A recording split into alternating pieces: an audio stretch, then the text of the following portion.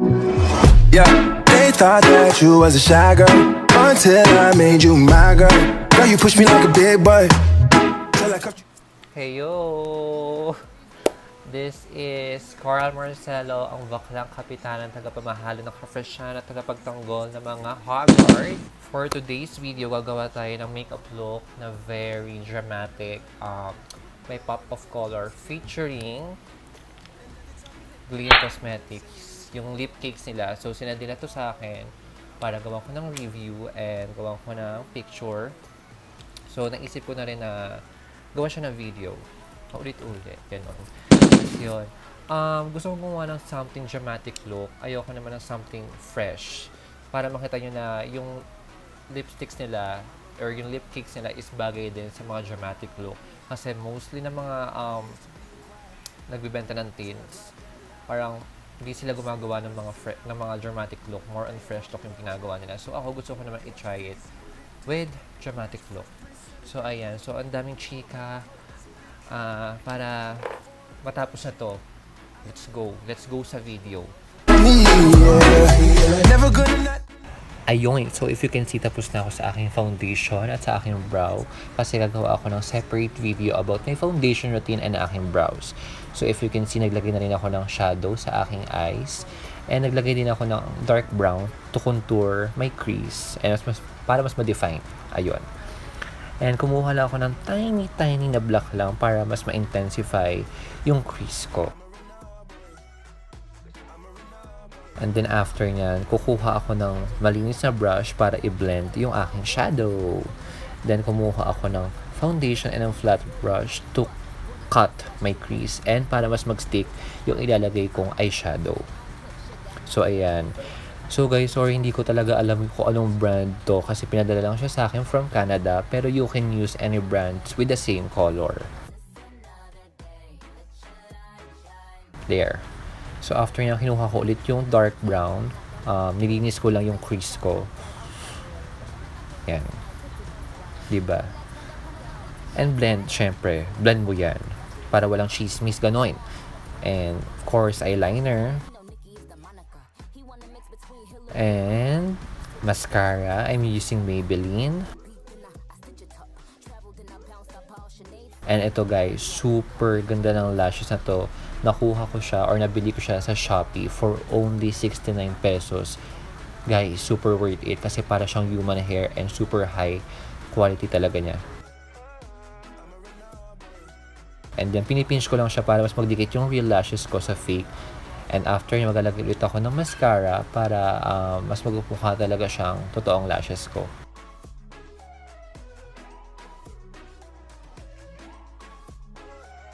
So ito yung ginagawa kong contouring and bronzing technique as of now.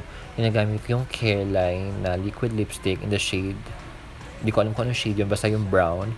Ayan, ginagamit ko siya para mas ma-define yung aking cheekbones and aking jawline. If you can see, yes, makapal po talaga siya. Pero kasi guys, mataas yung lighting natin. May tendency na hindi nyo makita and magmukha akong flat or magmukhang flat yung features ko in front of the camera. And ito yung favorite kong blush on as of now. It is from Vice Cosmetics. Ito yung shade na Bucon. Pero guys, be careful sa ilagay yung blush on. Lalo na kung gumawa kayo ng colorful na eyeshadow. Kasi ayaw natin na magmukha tayong clown. And after yung kumuha ulit ako, kinuha ko ulit yung dark brown. Nilagay ko sa crease ko kanina. And nilagay ko naman siya sa aking lower lash. And in-extend ko lang yung black eyeliner sa aking inner corners. And nilagay ko siya sa lower lash ko. And syempre, para mas maging open yung mata natin, maglagay tayo ng mascara sa ating lower lash para talagang bulabog na Mars. Ganon. And tinanggal ko na yung excess powder ko. And ready na tayo for lipstick. Ang arty ah. So ayan, bulabog na tayo sa eyes. Tapos na tayo sa eyes. Tingnan mo, natapusin tayo kasi napagod ako doon. Anyways, for my lips, pinadala na ako ng Gleam Cosmetics. Ito siya. Diba? Pasabog. Itong mga tints na to, or ano ba to? Ewan ko kung anong tawag ito. Basta yung mga powder tint or mga matte tint. Ito yung siguro number 1 selling tint here in San Pedro, Laguna.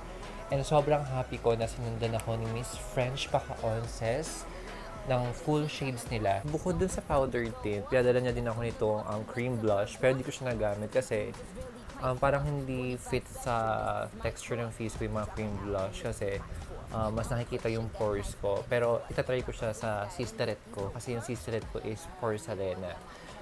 In short, makinis. Ayan. So ito, isa-swatch natin yung 4 na shades. Kasi pili lang ako nung bagay dun sa ginawa kong eye makeup. Ayan. Unang shade is Peach Babe. Try natin. Try natin sa wrist.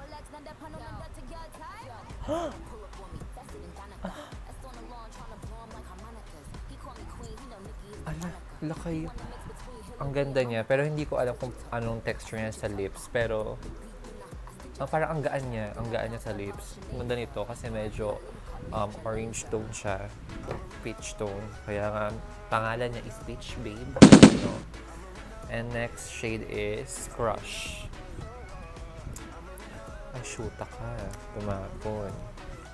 Ito yung Crush. Ay, ito. Bet ko to. Ito siguro yung magagamit ko for everyday. Love it. Ay, pero this one, ito, very watery siya sa unang apply. Pero,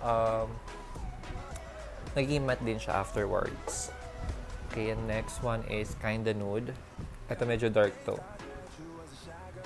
Mauve-ish yung color niya. Dark mauve, ganon. Kari boom boom.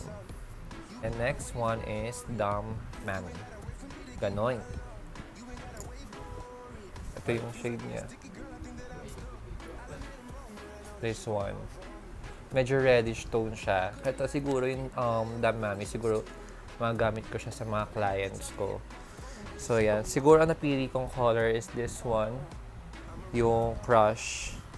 Yung pinaka-safe doon sa ginawa kong eye look. So, let's go.